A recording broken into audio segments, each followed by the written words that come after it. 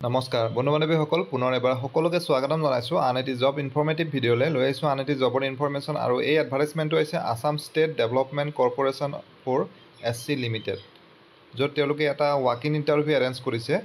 গতিকে আহক পলম নকৰি আমি ডিটেইল এডভাৰটাইজমেণ্টখন চাইছোঁ।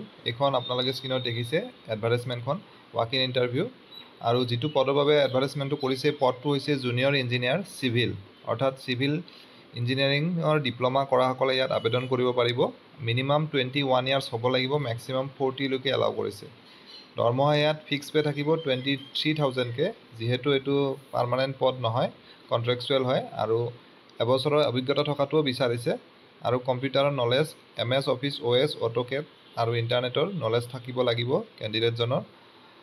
ইণ্টাৰভিউটো অহা 10 ছেপ্টেম্বৰত হ'ব আৰু 11 মান্থছৰ কণ্ট্ৰেক্ট হ'ব আৰু যিটো এড্ৰেছ হ'ব এড্ৰেছটো যিটো office of managing director ASDC দিছপুৰত হয় আৰু অহা 5 তাৰিখৰ ভিতৰত আবেদন কৰিব লাগিব।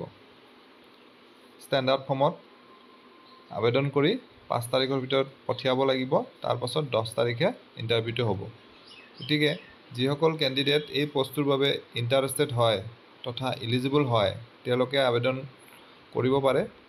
আশা কৰিছোঁ ভিডিঅ'টিৰ জৰিয়তে আপোনালোকৰ মাজৰ পৰা এজন হ'লেও কেণ্ডিডেট উপকৃত হ'ব। পুনৰ এনেদৰে এটা নতুন ভিডিঅ'ত লগ পাম। ধন্যবাদ।